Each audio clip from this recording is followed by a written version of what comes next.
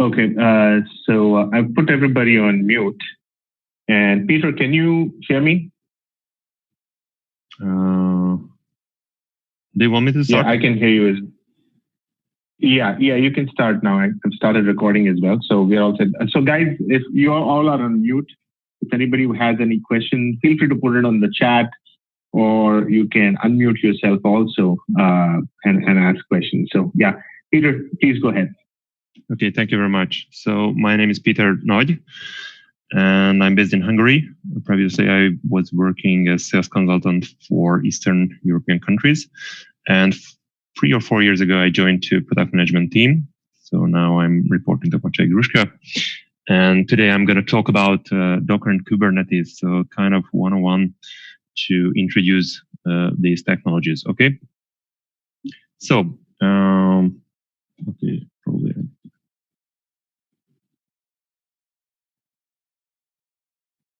Okay, perfect. Basically, I will not talk about any Oracle-related product. So I'm going to talk about Docker itself and Kubernetes, but we need to include this slide always. So what is the agenda for today?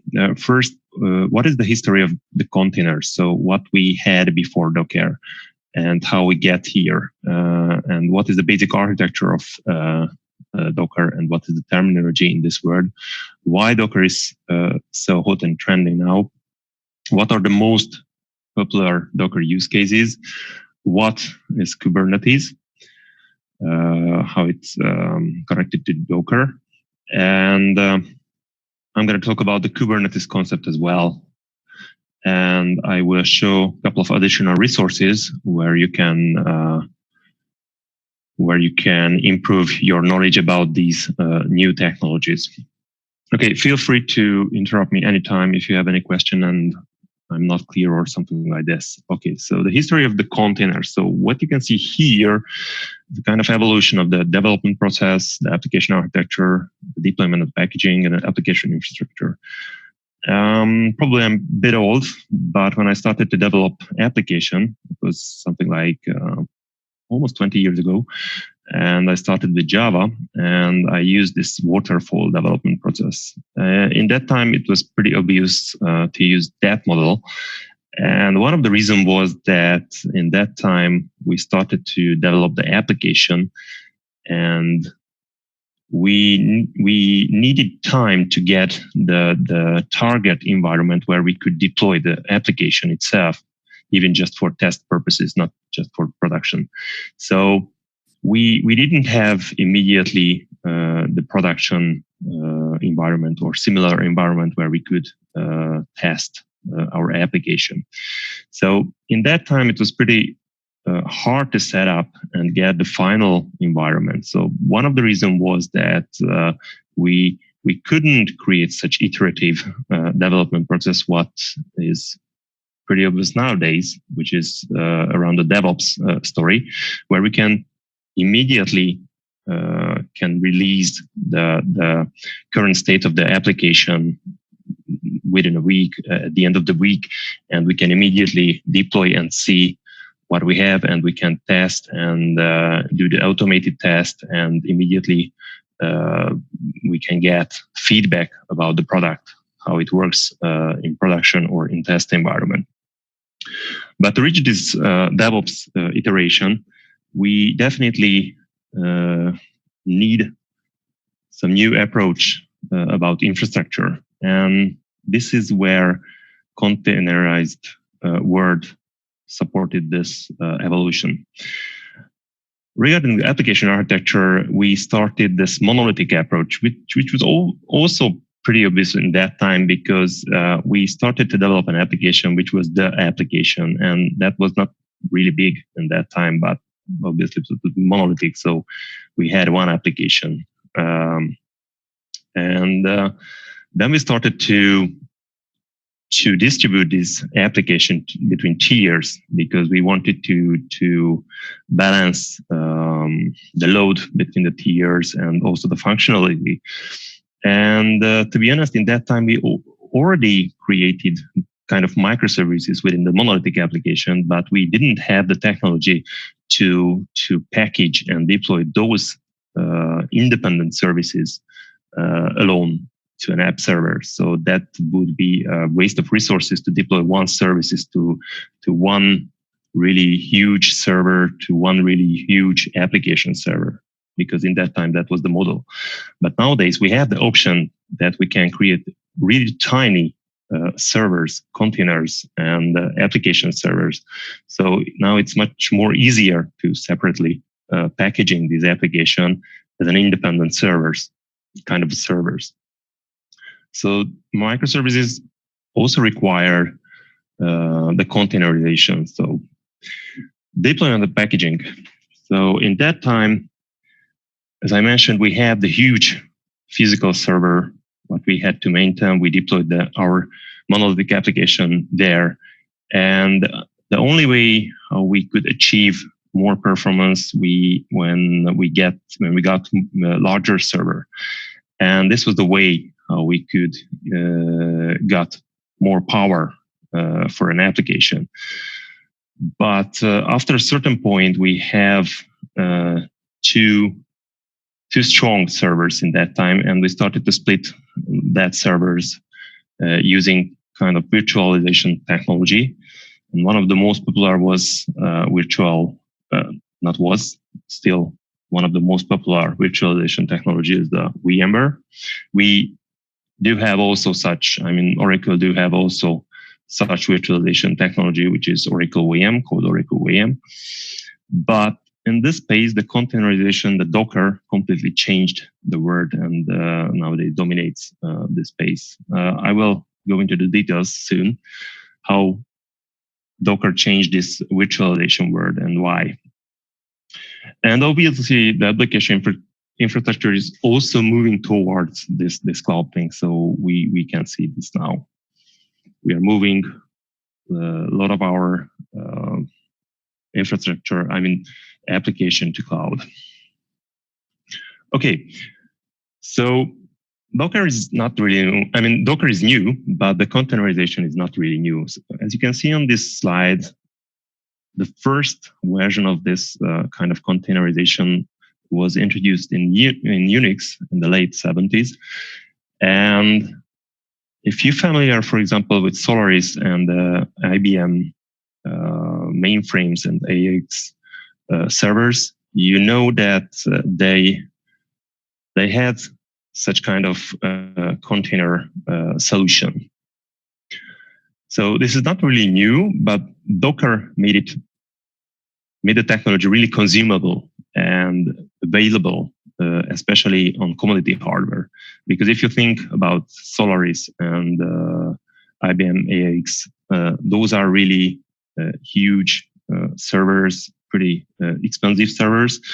But Docker was the first company who could achieve that this kind of container technology was available on commodity hardware in Linux environment.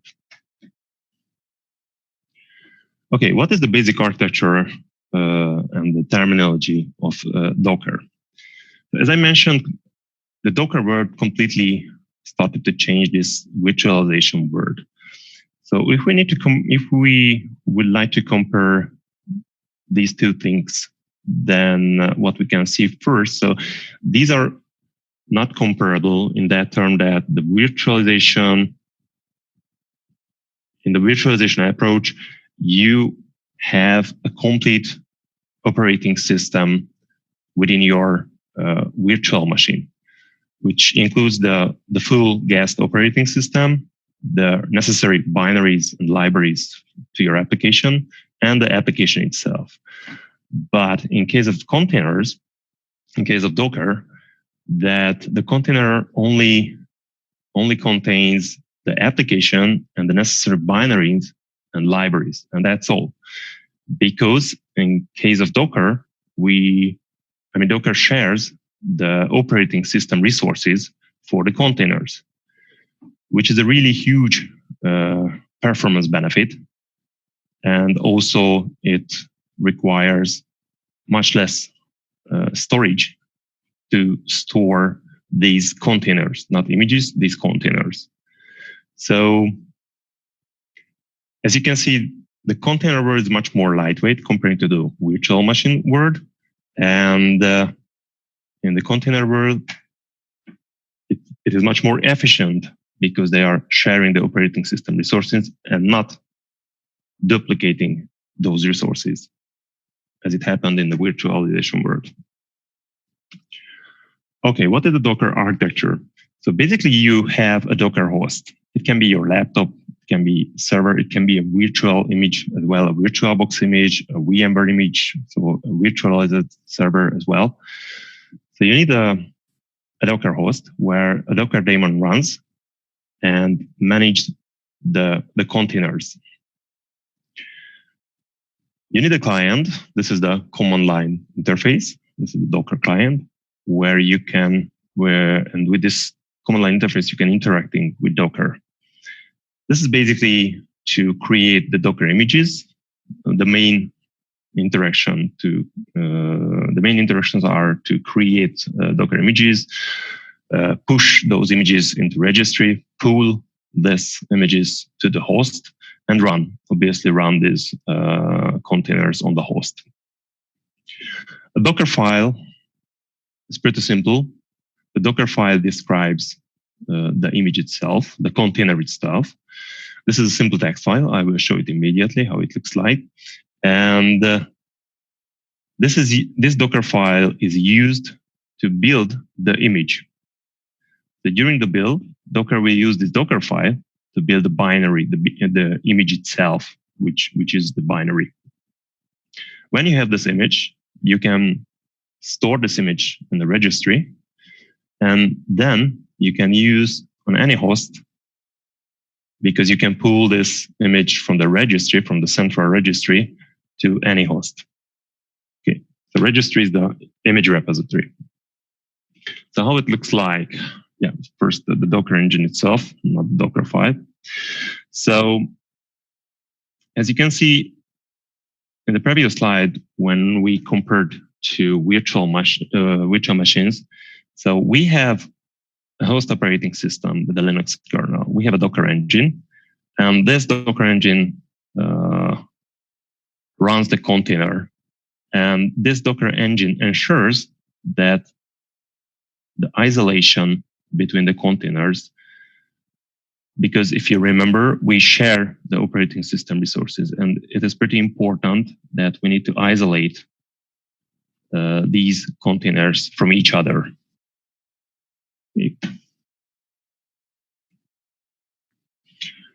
How the Docker images looks like?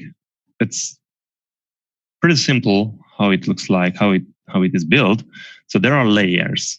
There's a base image, what you can select if you want to build a Docker container. Basically, this base image, this is the operating system. And then you can add additional layers and softwares, what you want to include in your Docker container. For example, as you can see in the picture, there's a Debian base image, and then you will add, for example, Apache, and then you will add, for example, your application, and then you will package together. So you have a container which has an Apache web server and your application packaged in the container, and you can run immediately on any Docker host. So the beauty of this, especially, that if you package your container in a standard way, you can run that container on any Docker host. And it is also important to know, and this is also a beauty of the Linux world, even if you have, for example, an Oracle Linux, which runs the Docker host, you can still use the container another Linux. So for example, you can have an Ubuntu Linux in that container, because the only thing what is shared is the kernel, okay? And above the kernel, you can use a different base image, even if you have a different distribution of Linux, which runs the Docker host. So how the Docker file looks like. As you can see on the left side, here's the Docker file. There are a couple of reserved words. For example, the first one, the from, which defines what is the base image you would like to use. In this case, there's an Alpine Linux image, which has an NGINX installation already. So you don't need to use a really basic images. You can use pre-built other Docker containers, and you can put your additional binaries, applications on top of that. So you don't need to build from scratch all of your containers. So here, for example, we have an NGINX container, and then we add an index HTML, and then we start the NGINX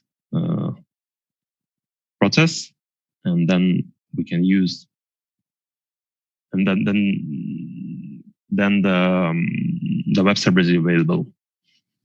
Okay, on the right side, you can see how you can build your image using this Docker file. This is simply the Docker build. You can give a name, for example, hello world, and then you can add a tag, which is important. So here is how you can manage, for example, the versions. It can be any text, so it's not. It doesn't have to be numbers, for example. And the dot references to the Docker file, which is in the same directory in case of this command. Then the Docker build will read this file and will first pull the image what is defined at the from section, and then we'll add the next layer, which will include this index HTML and also add the property what the Docker needs to start when this container will run. Okay, when we have this image, we can push this image, as I mentioned, to a registry. For example, it can be a Docker Hub registry, which is the most popular one, the Docker Hub, where you can have your private repository if you subscribe for that. And after that, you can use your image from any location using this registry. So you can pull your image to any Docker host from this repository. So example usage, you can see it there. First, you need to tag your images. Then you can push your images to the Docker Hub. And after that, you can use Docker pull on any other Docker host to use this one. Okay, let me show it how it looks like. So for example, if I go here, here's the hello world, the simplest Docker container, what is available on Docker Hub. And what is it? What is the Docker file of this image? You can find in the repo info. And if you click here, typically the Docker file sits in a GitHub repository. So you can see here, this is a really basic image. And you will print this hello. Okay. Now let's go back to my Docker host. And in this VirtualBox image, there is a Docker engine, what is running. And I can also use the Docker command line interface, obviously, in this host as well. So first, let's check what images I have. Nothing. Currently, there is no images available on this host, which is the local host. And if you go back here to the Docker Hub, how we need to use this Docker container. And if you scroll down, for example, here you can see how you can use this specific hello world container from the Docker Hub. So I will use this command to run this container on my Docker host. Okay, let me run it. Now what it does, first try to find locally this image, but it seems it couldn't find. Then it starts to pull from the Docker Hub and then immediately start to run this container. And this text is printed by the container. Okay, So this is how simple to run a Docker image locally. And now I can check again my image repository, the local image repository. And now you can see there's a new image here available locally. And now I can run immediately without any pull. Okay.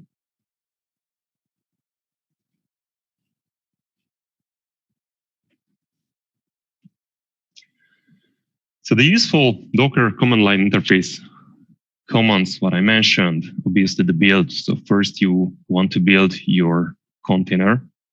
You need to define your Docker file, then you can build your Docker image. You can then, the most important, to pull and push your Docker images, and the Docker run, because you want to run your Docker images. You can find other important Docker commands here, useful commands here. For example, Docker logs. So you want to see your log, what is happening in your container. So you can use the Docker logs commands. The Docker PS is similar to the Linux PS. So you can list the running Docker containers. The Docker images, what you could see, you can list all your images, what is available locally. And there's Docker remove. You can remove your container locally. And also, if you add the option, you can remove, obviously, from your Docker Hub repository as well. The Docker tag, you can name your Docker image. And Docker login. If you start a Docker container on your host, by default, it will connect to Docker Hub. But if you want to connect to other Docker registry, any other, for example, a private registry installed locally at your company, you need to use the Docker login where you need to define the URL of your Docker registry. Then it will ask the credentials and you can log in. And once you logged in, you will use that repository from that point. Okay.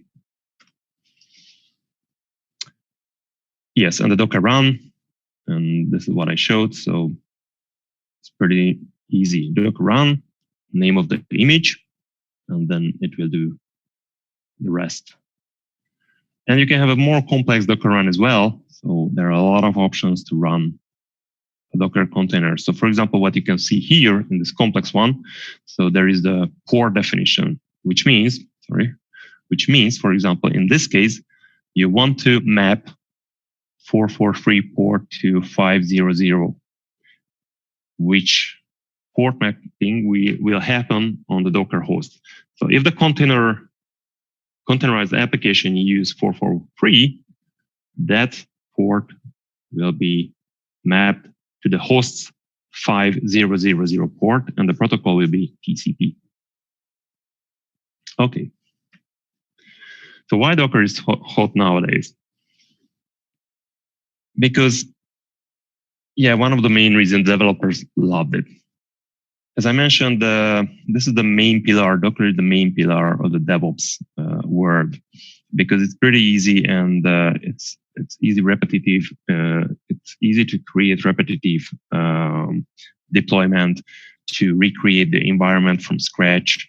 So you don't need to maintain any huge server, and it's easy to delete and recreate that test environment.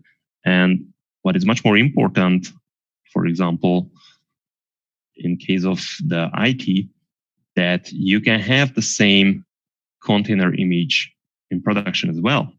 So in this case, the test and the production environments are the same. So there's no difference. So when we package an application in Docker, so we containerize an application in Docker and we run the application as a Docker container, we can use this Docker container for test and obviously for production purposes as well. And in this case, we will use the same environment, okay, which is pretty important because it can happen many times that if the test and the production environment is different, then it's pretty hard to recreate any issue in the test environment which happened in the production environment.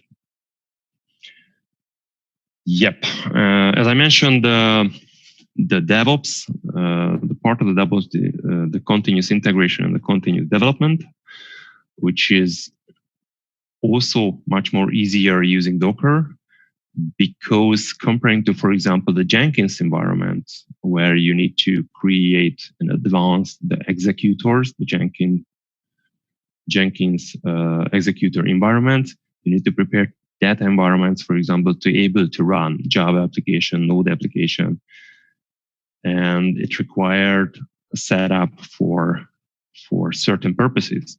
But in case of Docker, it's easy because you run the containers itself. So you will not run the application. So you will not drop the application to an environment where you will run and test.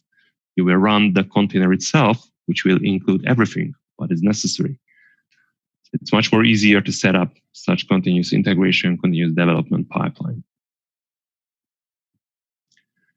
And as I mentioned, in the microservices world, there's also a huge benefit to have such packaging solution, because this is really tiny and you can have independent services. So you don't need to create a monolithic application. So you will have tons of independent services, what you can package completely independent. Because containerization, Docker containerization allows us to create such tiny containers and run really tiny containers as well.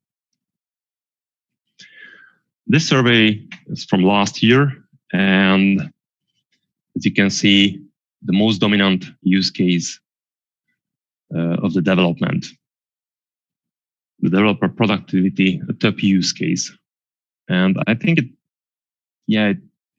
probably it's changed. It has changed, but I think what we can expect as changes that more and more use case when customers start to containerize legacy application, migrate to cloud, because obviously it's much more easier to migrate any application to cloud if you already package to a container and you can run that container to any container runtime platform.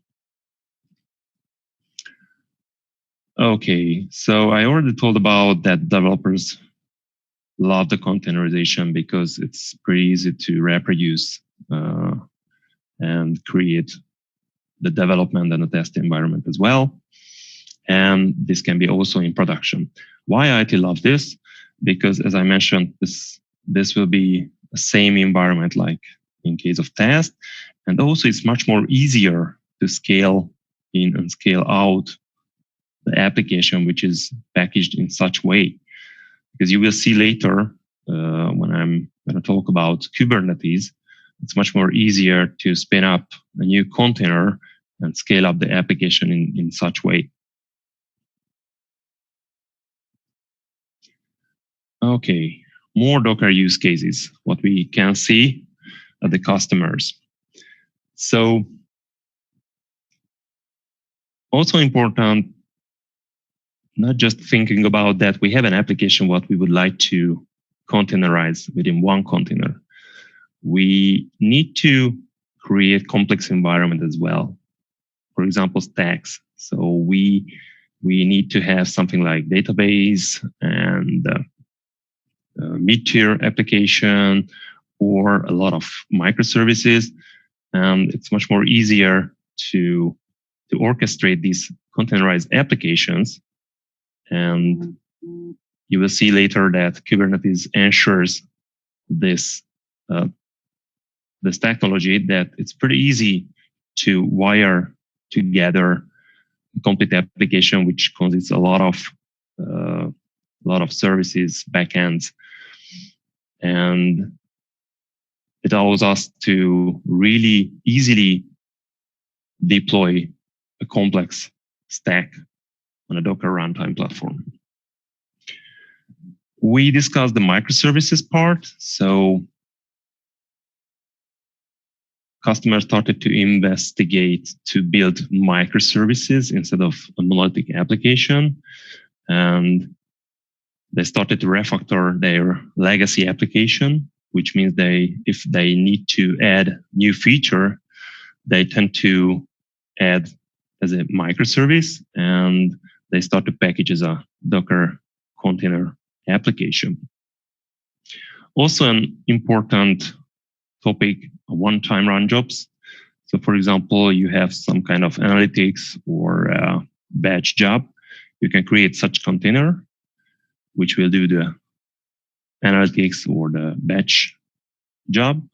You can run using the container, and also what is important, you can run anywhere where you have enough resources. So the only thing what is required, the Docker-enabled runtime platform, and that's all. Okay. What I mentioned, it's pretty easy to scale such application because you don't need to independently first create your servers, application servers, then you need to deploy your application.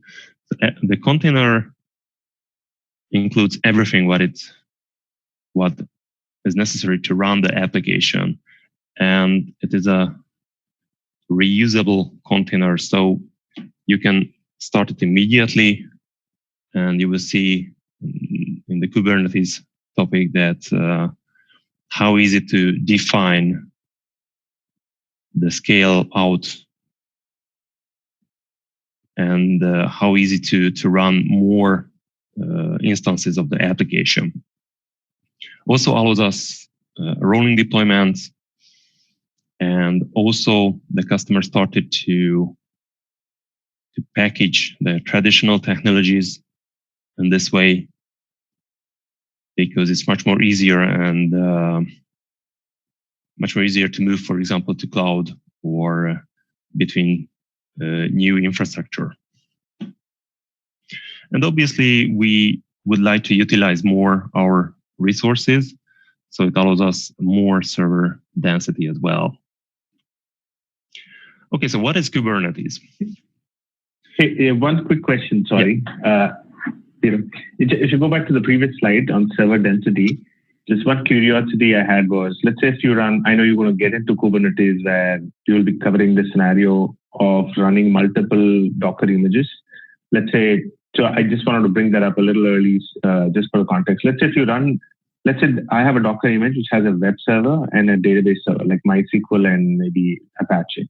Okay. Typically, when you run these, they run on their own port numbers and things like that. So when you start spinning different, let's say if you're running one Docker image now, suddenly you want to run more than one.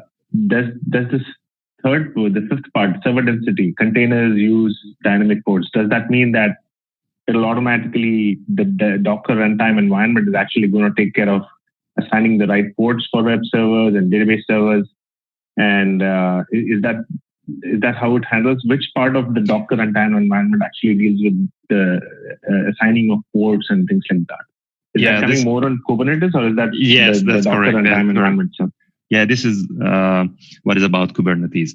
And basically, if you start a Docker container, for example, for a database or an application server, it acts like any other Linux server till now. So you will define a port where you want to handle the requests, for example. But you will see, in case of Kubernetes, this will not immediately assign to the host's port. So there will be independent unique clusters. And when you start this, when you start the containers application, it will not be immediately assigned to the host port.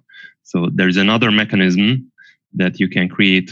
You need to create a service. It's called service, another abstraction layer. You will see soon. And that you can define where do you want to map. And the service allows you to expose that port to the external world. Okay, let's Go ahead. Sorry, maybe I've asked the question a little early. Go ahead. I'll let you get into the Kubernetes. This is a pretty obvious thing what you asked. This is a good question. So when you start to use Docker, this is the first thing what you will face. So if you want to start more Docker container on one host, you need to manage somehow, this port mapping. You can do this with a simple Docker command line, and you can manage this port mapping, for example, using what I showed with the option when you use the Docker run command. So you can do the port mapping there, and you can manage for the host all of the port mapping. But this does not make sense. I mean, especially if you want to deploy something like 100 or 1,000 container. And this is where, this is where Kubernetes comes in the picture. So again, when you want to run a single container, it's pretty easy on the host. And especially it is good for the developers. So if you want to test your container, if you want to play with your container, you want to create your Docker file and you want to test, it's fine on your host. But for example, if you need, as you mentioned, we need, for example, a database as well. So for example, here's a WordPress deployment where we have the WordPress container and we need a MySQL database to as a backend for WordPress. Then we need 2 containers. And first, Docker tried to create a Docker Compose, which allowed to create a YAML file, which was the configuration this stack. As you can see on the right side, there are 2 services. One of them is the DB, and the other one is the WordPress. And the WordPress depends on the DB. So this was the configuration. Okay, this is still just the stack definition. It is not about the port mapping. This is the definition of a stack, for example. And just imagine if you have a much more complex application. So you have something like 10 containers, which is required by the application, the whole application.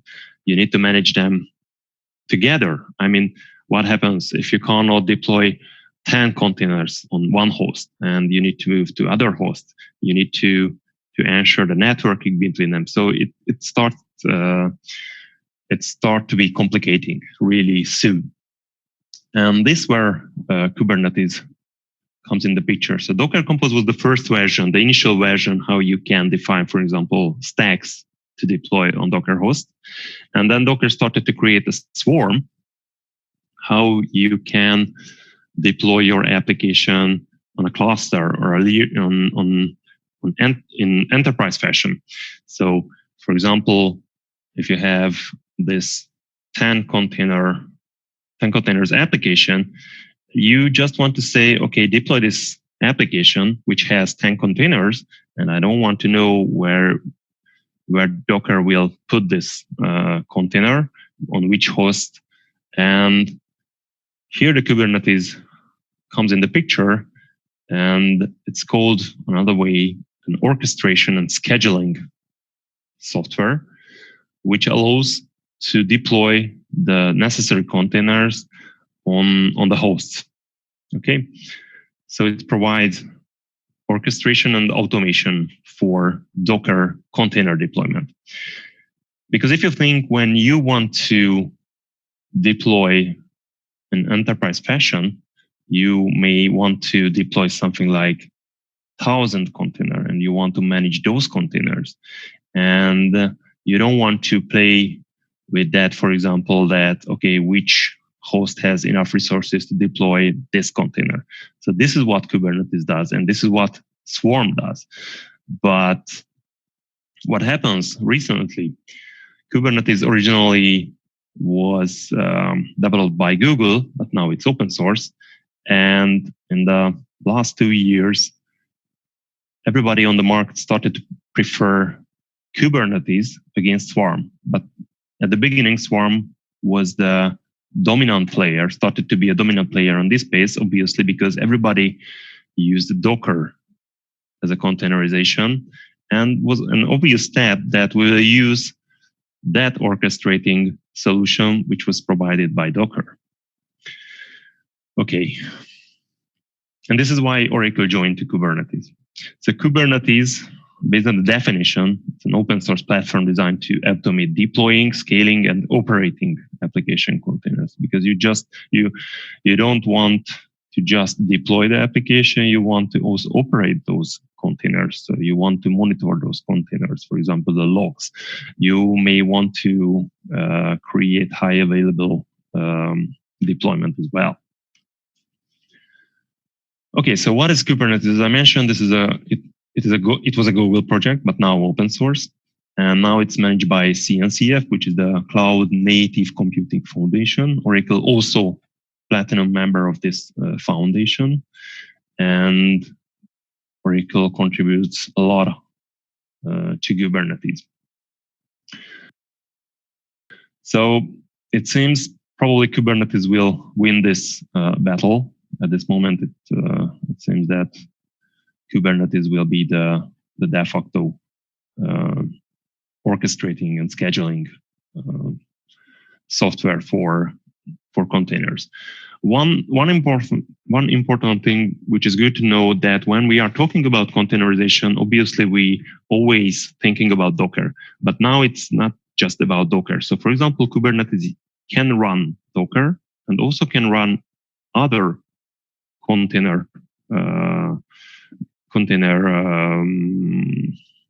as well. For example, Rocket. Because what happened, first Docker was the de facto container standard. But then, obviously, the industry wanted a common standard container format. So now we have a common standard container format, which is implemented by Docker and any other, much other vendor as well. So for example, Rocket. So now when we talk about containerization, it is not just about Docker, and not just about the Docker solution, because now it is much more wider, because everybody can have a containerized solution, a Docker engine, kind of container engine, which fulfills the standard of the container standard. Okay, and the name of the Kubernetes comes from the Greek pilot. Just good to know. And also it is important to know and good to know that the abbreviation of Kubernetes is K8S. And I think the reason is why 8, because I think there are 8 letters. This is what I know between the key and S at the end of this word. So if you want to Google it, you can use K8S as well. Okay, so what is the concept of the Kubernetes? So obviously there's nothing new under the sun. So we need a master server which will orchestrate the deployment, the management, whatever. And we need nodes, what will be the workhorses, which will run the Docker, which will run the containers, but not just the Docker container, the containers itself. So we have a master, and we can interact with the master node using the kubectl command line interface. And this master coordinates the cluster. The Kubernetes cluster is a single unit where you can deploy your application. So this is an abstraction layer. So you will not deploy onto any specific node. You will deploy on a cluster, and the cluster have nodes, and the master will decide where the application will be deployed. Obviously, you can control where you want to deploy, but basically it depends on the availability, the resources where the master will deploy your application. But from your perspective, you will interact with the Kubernetes cluster, and you will not know anything about the infrastructure. The nodes can be virtual machines or physical computer as well, obviously. And on each node, there's a kubelet agent which interacts with the master. So master will control the nodes using the kubelet agent. Okay. How it looks like. Here we have another YAML configuration, what we need to define if we want to deploy something on our Kubernetes cluster. So once we have our Kubernetes cluster up and running, then we can deploy our containerized application. So we need to create a YAML file where we define the deployment. So for example, you can see on the right side, what is the container we will use? It's an nginx container. Which port is interested to open? And for example, here you can see the replicas, which means we would like to run 3 instances. So this is a really simple YAML file. And you can, not just you can, you need to define labels and metadata for this deployment, because this will be the selector for this deployment later. So if you want to refer to this deployment, you will use this selector. Okay. So when we create this deployment, so when we push this deployment to our Kubernetes cluster, it creates pods. It's called pods to host our application instance. So this will be the running application instance. It's called pod. As you can see, pod is a Kubernetes abstraction layer also, which represents a group of one or more application containers. Okay, and the shared resource what belong to this application and to these containers. Okay, each pod is tied to a node where it is scheduled and remains there until termination or deletion happen or the node failed. And according to the restart policy, then in case of a node failure, the pod will be deployed to another node, which is available in the cluster. Okay, but this is completely automatically. So this is done by Kubernetes. What you need to do is define policies. What you want to do in such case, for example, failure. But basically, when you define the, for example, in this case, the replicas defined as number 3, then Kubernetes tries to ensure that you will have always 3 instances of your application. Okay.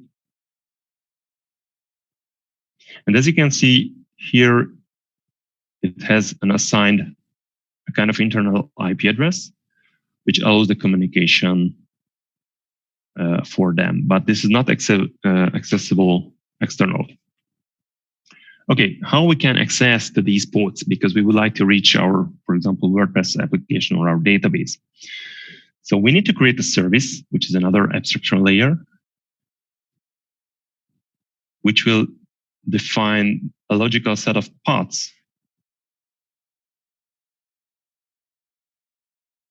which is running somewhere in your cluster. So when you created the service, there will be a unique IP address assigned to this.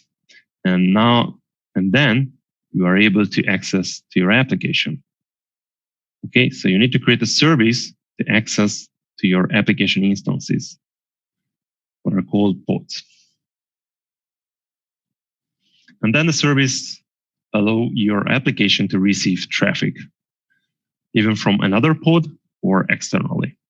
It's a bit simplified architecture, because usually you need first create a service which allows communication for your pod, and then you can create another service, typically, for example, a load balancer service, which will allow that your application can have external access.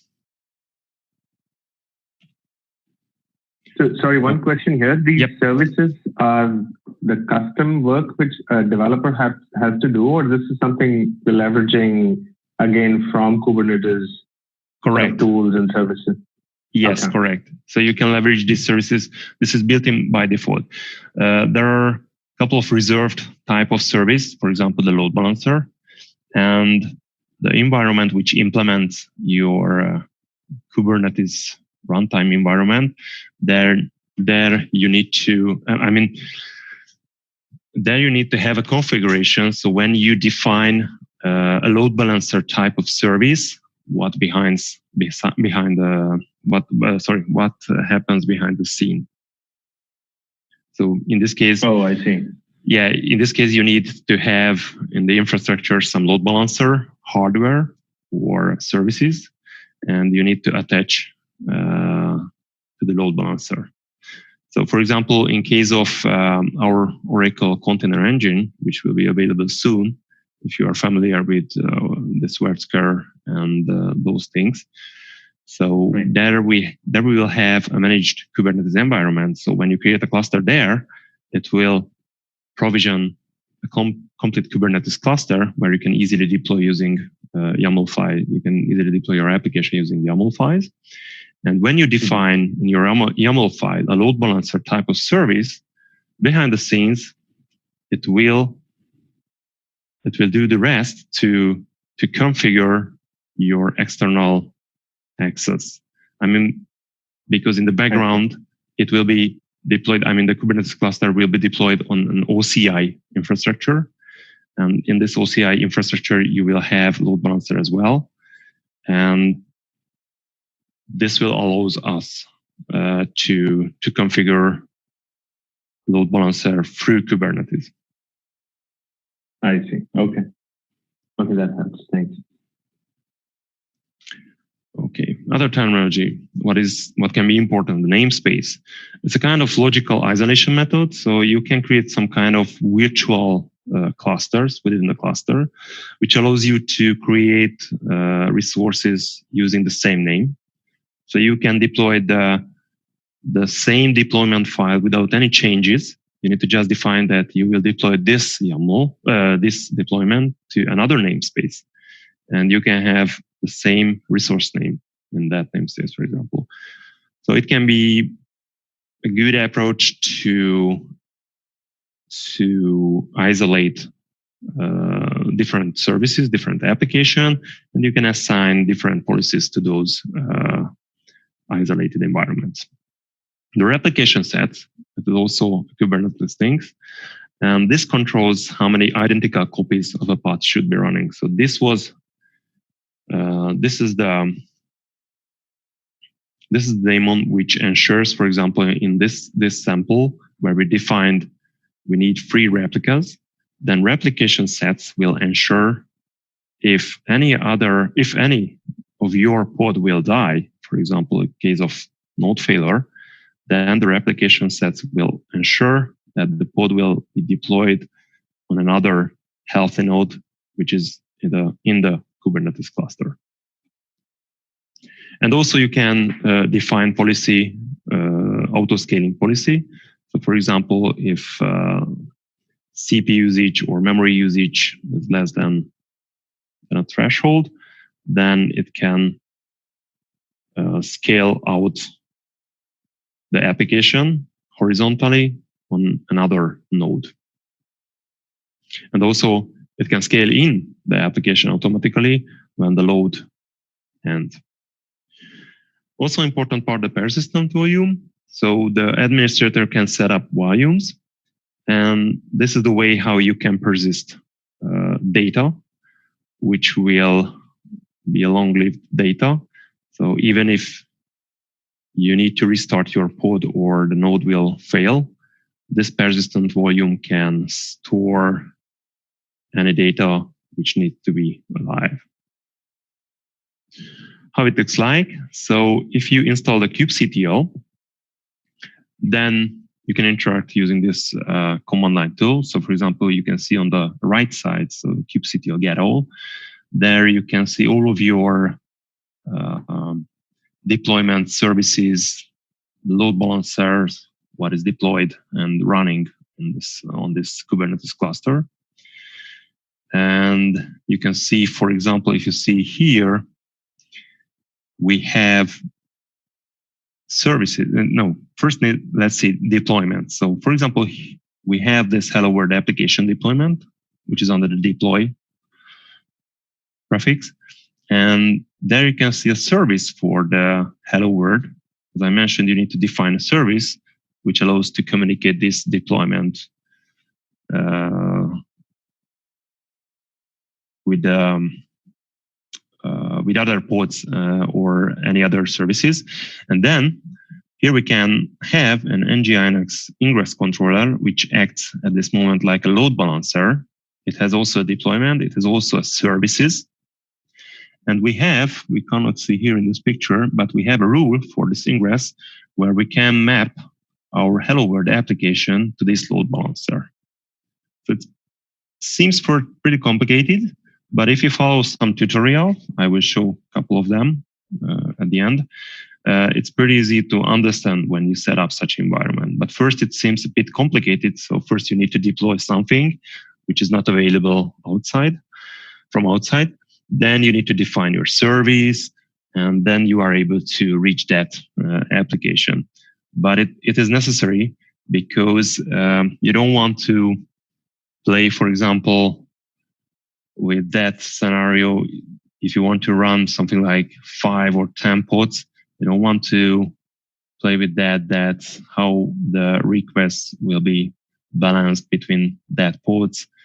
And you don't want to manage that port mappings on the nodes, as I mentioned. So it requires this two-folded abstraction layers.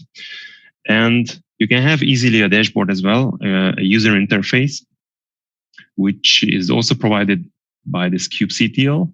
What you need to do is you can run kubectl proxy command, which will act like reverse proxy and will allow you to reach this user interface using your local host environment. Let me show you how it looks like. So one quick question. This yep. Kubernetes plus the UI which you're showing on the left hand side in the previous slide.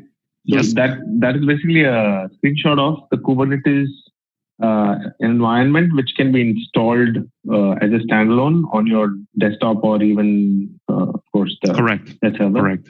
Yes, okay. Correct. Let me show it how it looks like. So first, I have a configuration file for my cluster. Let me show it how it looks like. It's pretty easy. So what you can find this configuration file. Here's the certificate for the cluster to connect. Here's the server address, the master node address. Here's my cluster name. I can define a name to identify my cluster using kubectl. And then here you can see my token to authenticate to my master node. And that's all. What I need to do, I need to export as a kubeconfig variable. Then kubectl will use this configuration file to reach the Kubernetes cluster. This Kubernetes cluster runs on OCI somewhere, as you can see in Ashburn. Okay, now I can, for example, list my deployment. This is what you can see here almost immediately. Yep.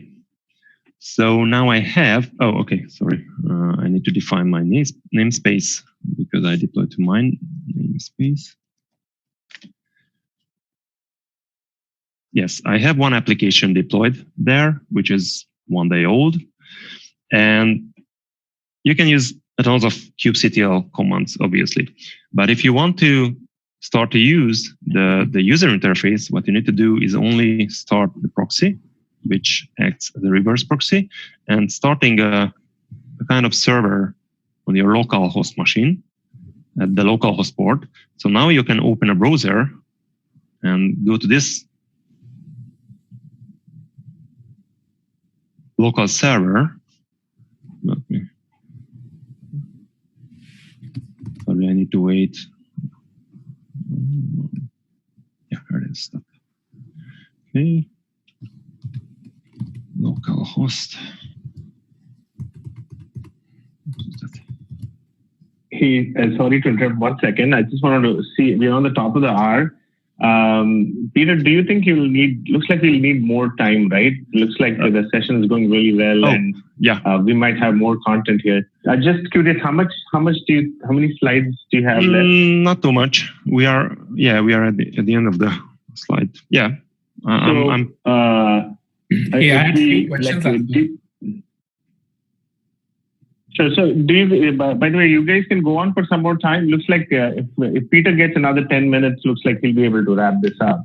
But I just wanted to check your availability. If you guys are available, or do you want to do a follow-up, or? We have few questions. Sure. So even if Peter completes within 10 minutes, is everyone available? No, I think we are done. We are done. So I will send this presentation, and what is left is only the additional resources what I wanted to mention, where you can find more information about Docker and Kubernetes. Sure. So a couple of questions here which I had is, so number one is that, so when you talk about Docker, is it assumed that it's a Linux-based Docker, or can it also be a situation where we have Windows-based Dockers? No, the Windows-based Docker is pretty complicated. You can have how it looks like, how you can use on Windows desktop. You need to install Minikube, and it's pretty easy. You can Google it, Minikube, and I mean the installation is not so easy. And in case of Minikube, you can decide that the worker node and the master node will be on Hyper-V virtualization or VirtualBox images. So what happens in case of Windows, when you install Minikube on Windows, then you need to define what you want to use: Hyper-V, the built-in Windows virtualization, or VirtualBox. And for example, in case of VirtualBox, what I did, the independent VirtualBox images will be started as master node and also as worker node. So just an add to this. So this is just a difference from a client perspective. Once we install this, can we have the Docker that is installed on Windows pull the images from the Docker registry? Yes, correct. You can do that. But I recommend to use Linux environment that is much more mature, and it's much more easier to set up, for example, Docker as well. So we can have Docker containers which are basically implementing, say, a .NET based application. We can have those kind of... Yes. As far as I know, yes, you can have .NET based application running on Docker as well, because Microsoft did a lot of development in this way. So I don't know what is the requirement, because you cannot run every .NET application, if this was the question, on Docker environment. But certainly there were a lot of development. Okay. And the second question which I had is that you mentioned in your presentation that a node is basically a virtual machine on a Kubernetes, right? So when I basically spin up instances, does it create multiple nodes, or does it create multiple pods? Okay, once again. So when you deploy your application, or when you create the cluster? When you create the cluster as well as we are deploying the application, is it deploying it on a node, which is a VM, and that VM has a Docker, or is it are we deploying it on a pod? You don't need to deploy on a pod. So first, maybe I wasn't so clear. So first, you need to create your Kubernetes cluster. So if you have a managed environment, what we will have soon, Oracle Container Engine. Yeah, it will be called Oracle Container Engine. Then it will provision a complete Kubernetes cluster on OCI. Okay, which is bare metal.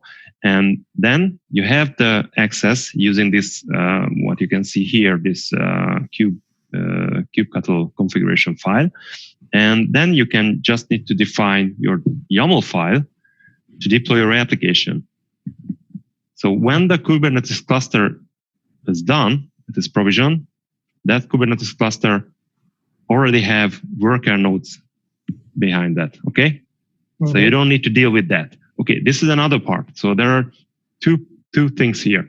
First one, to set up a Kubernetes cluster, and an administrator, for example, responsible to create a cluster, which can contain something like, 3 nodes, 5 nodes, 10 worker nodes, whatever. And once you start to use Kubernetes clusters, you don't want to care about, okay, how many nodes behind my cluster, but you you would like to care about, okay, what is the availability of this cluster? So how many region in this cluster? How can I ensure the high availability for my application? So you can configure in your deployment YAML these things, but you will not control that on which node it will be deployed finally. Okay, got it. So for example, let me show, I have in this cluster 3 nodes. Node, yeah. So just maybe it's much more, okay. Describe, sorry. So I have 3 nodes, and if you can see describe, that's much more interesting. So yeah, yeah. Let me select some node here. Yeah. So here's one node, for example. Here you can see the levels for it. These are the selector for that. So here you can see what is the region, what is the zone, availability zone. And what you need to control is that you want to a different availability zone, but you don't know which node in the different availability zone. So you will not control, okay, I want to put node number 1 because I know that node is in the different availability zone. No, you will just define that I want a different availability zone because I want to ensure high availability for my application, and that's all. And Kubernetes does the rest, okay? And Kubernetes cluster was set up in that way that, for example, the cluster has 2 different availability zones, so you can ensure high availability for your application using that cluster. All right, thank you. Okay. For example, here you can see the application, which isolated using namespace, what is running on this node at this moment. Any other question?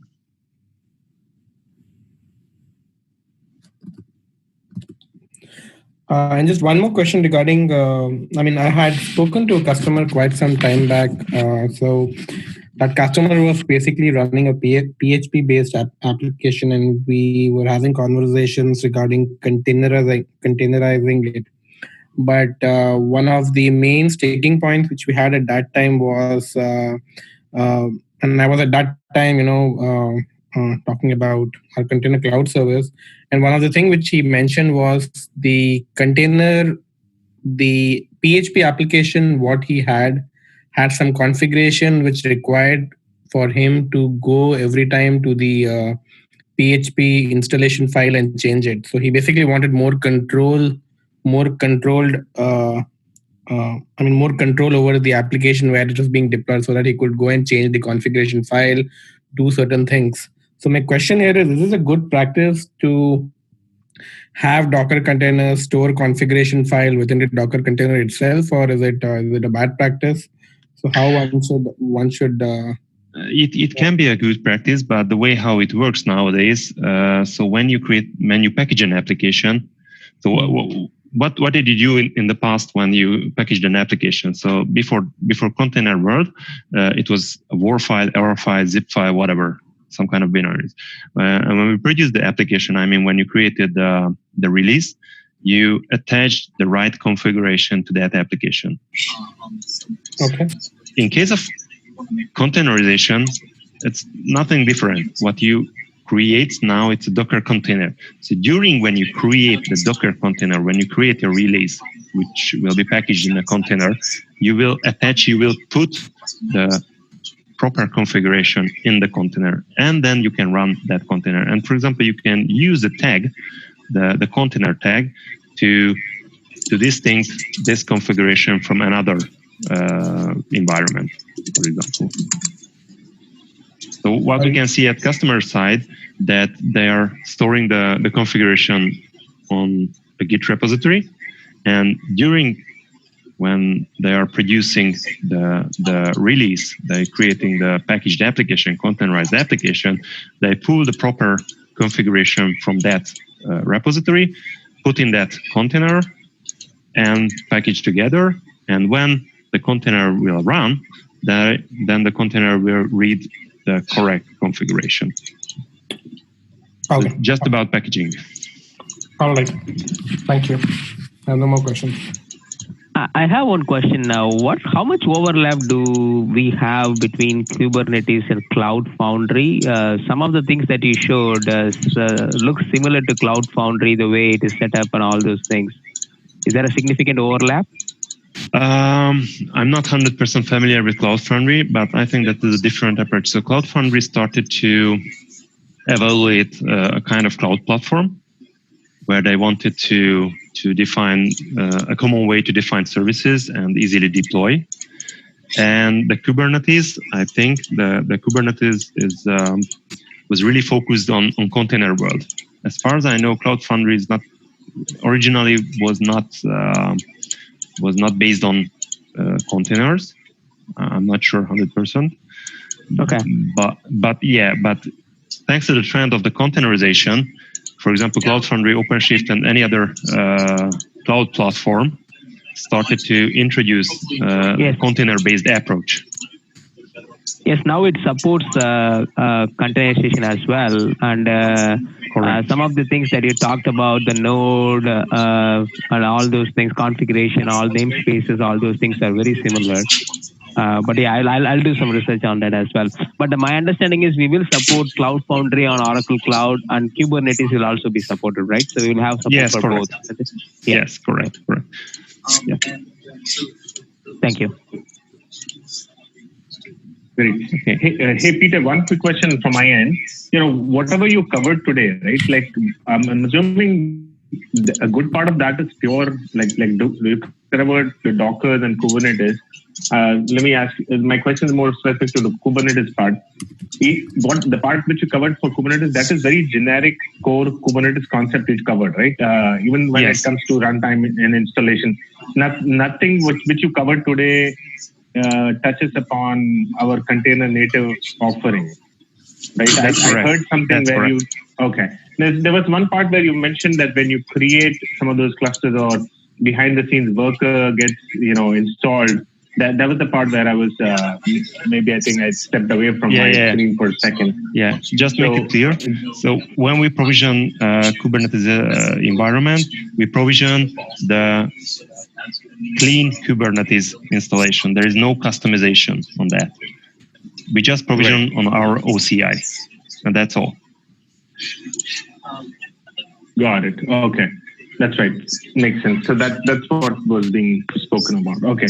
So the way we are going to our approach, when we actually talk about container native offering, that'll use all the core technologies behind the scenes, but we might be providing a nicer UI or a set of admin interfaces and all.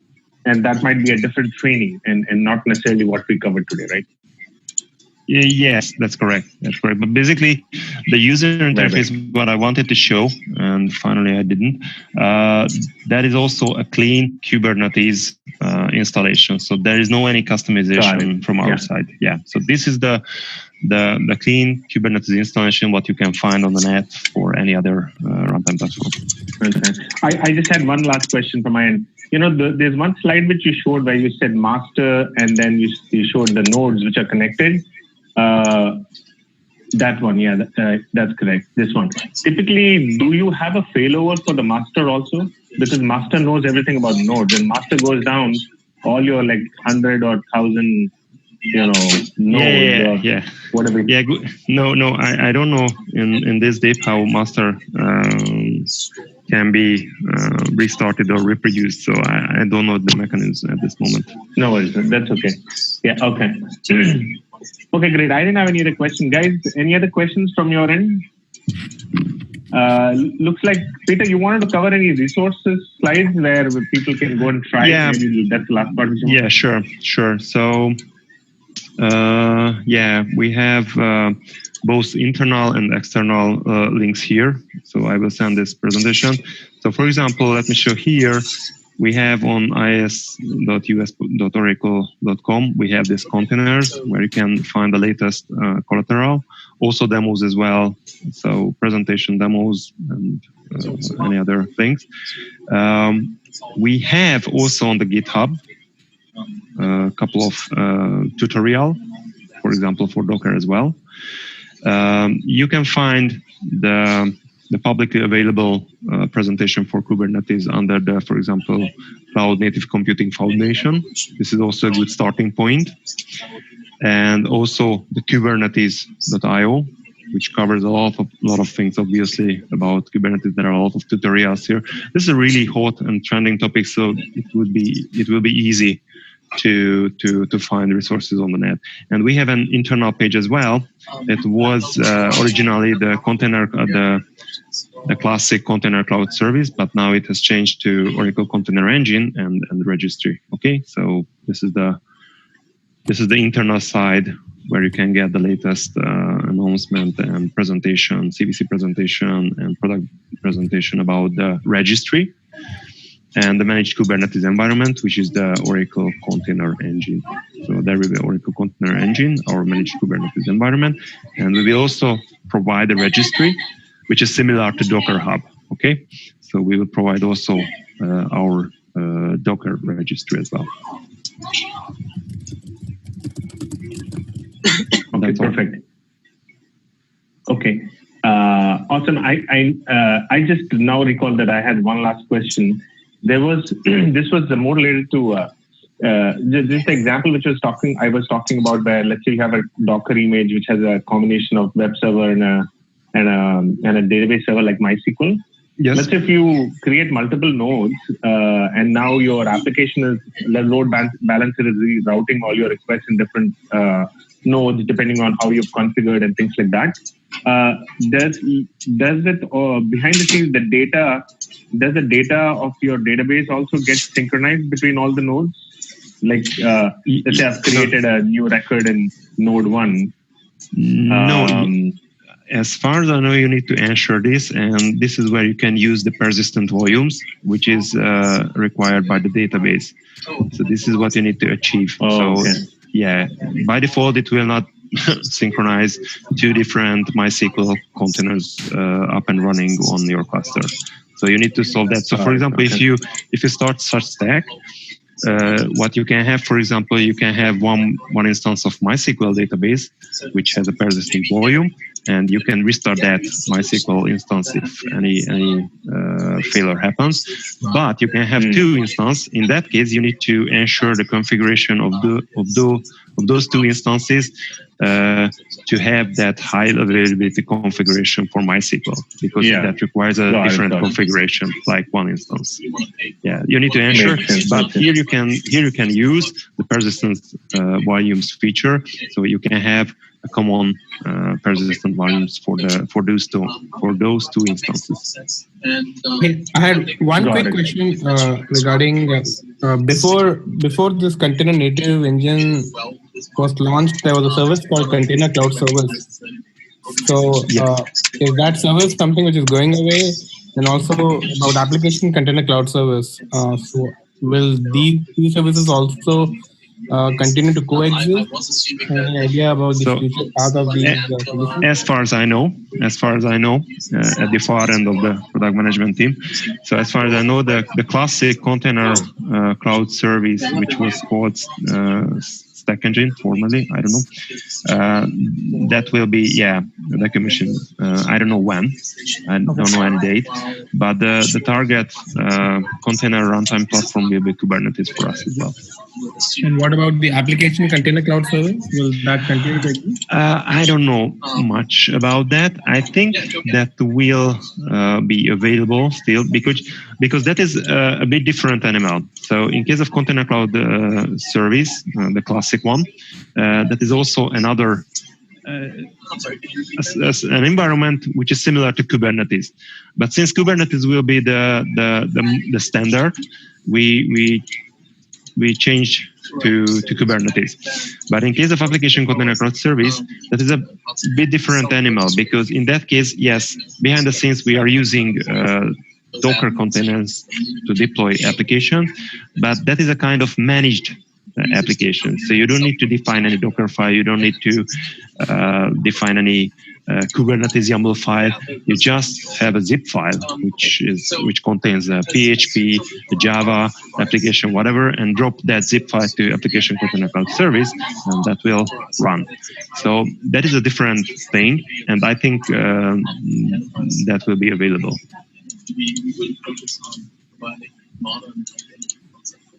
Was it answered to your question? Thank you. Okay. Great, awesome. Thanks so much, Peter. If you don't have anything else to cover now, then I think we'll wrap this up. If you can share that slide deck, I can share it with the team. And maybe the only thing I would say is I'm pretty sure as we all go back and start thinking more about this, we'll have more questions popping up in our mind. There might be a good possibility that I might request you for a follow-up in case if it's needed by the team. But if they're able to pull that off on their own, and that might be more around, hey, we're trying this, we're stuck here, maybe initial help and things like that. So I might just ping you for that. So just a heads up on that. Sure. Ping me and ask if you have any problem. And we can have also a follow-up, a 1 hour session where we can have a hands-on as well. So. Okay, awesome. Yeah, that will be actually great for if we can. That will be great if we can get a hands-on session. Maybe I'll work with you, Kundan, on how when we can schedule it. Yeah. Okay, sounds great. We have complete hands-on what I completed recently, and I can show within 1 hour. Yeah, I'm trying to do it right now. Awesome. All right, I think we're getting a lot of background, so maybe we'll wrap this up. All right. Thanks so much, Peter, again, and we'll talk to you guys later then. Yeah. Thank you very much. Bye. Thank you. And